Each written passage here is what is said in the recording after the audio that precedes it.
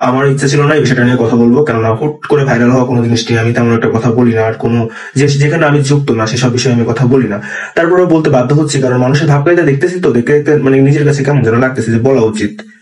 রিয়ামণি নামে যে মেয়েটা ফুল বিক্রি করতে গিয়ে ভাইরাল হয়েছে, রাখি আপু ওকে একটা পেজ ক্রিয়েট করে দিছে, ওর সেখানে একদিনে অনেক ফলোয়ার বাড়ছে, 1 লাখ+ ফলোয়ার বাড়ছে।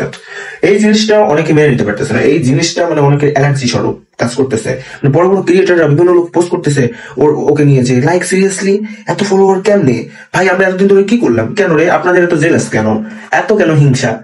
আর কিছু মানুষের এত লোভ, মানে যেই দেখতেছে ও ট্রেন্ডিং এ চলতেছে, ও ট্রেন্ডিং এ আছে, সে ওর নামে ফেক অ্যাকাউন্ট খুলে বসে আছে। মানুষকে উপরে উঠতে দেখলে উৎসাহিত করতে হয় যে না ভালো করতেছে, উঠুক। তাকে টেনে নিচে নামানোর এত ইন্টেনশন কেন, এত উদ্দেশ্য কেন যে তাকে টেনে নিচে নামাতে হবে?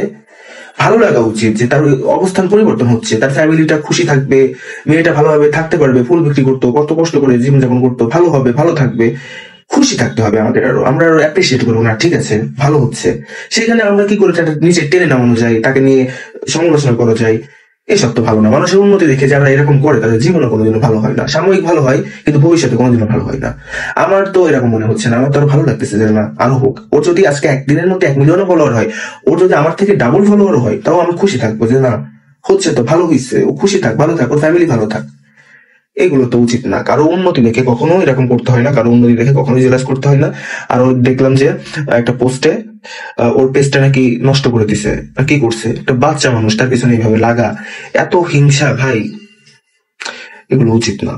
কিছু কিছু মানুষের এত লোভ যারা অন্যের ভালো দেখতে পারে না, এ সকল মানুষের কোনোদিনও ভালো হয় না। এরা সব সময় অন্যের ক্ষতি করতে চায়, এরা অন্যের ভালো দেখতেই পায় না। রীতিমতো এবার লাইভে এসে এই কথাগুলো বলল সৈকত।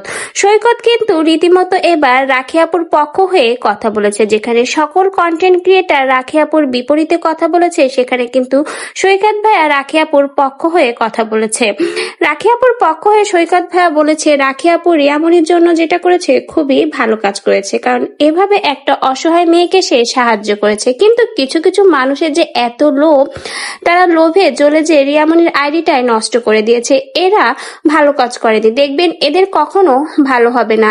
এদের তো উচিত ছিল এই অসহায় মেয়েটার পাশে দাঁড়ানো, তাকে উৎসাহিত করা। আমি কখনোই অন্যকে দেখে হিংসা করি না। রিয়ামনির যদি আমার থেকে বেশিও ফলোয়ার হয়, তাও আমি ওর সাপোর্ট করব, কারণ আমি চাই একটা অসহায় মেয়ে ঘুরে দাঁড়াক, সামনের দিকে এগিয়ে যাক।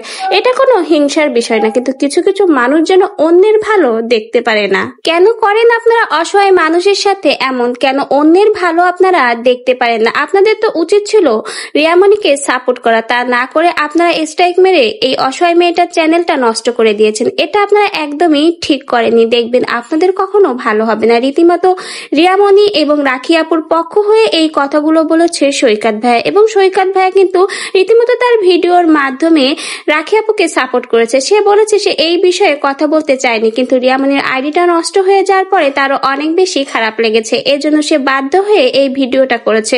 তো ভিউয়ার্স, এত কন্টেন্ট ক্রিয়েটারের মধ্য দিয়ে যে সৈকত ভাইয়া রাখি আপুর পক্ষ হয়ে কথা বললো, এত ভালো ভালো কথা বললো, এ বিষয়ে আপনাদের কি মন্তব্য রয়েছে? আপনাদের মন্তব্য আমাদের কমেন্ট বক্সে জানিয়ে যেতে কিন্তু ভুলবেন না।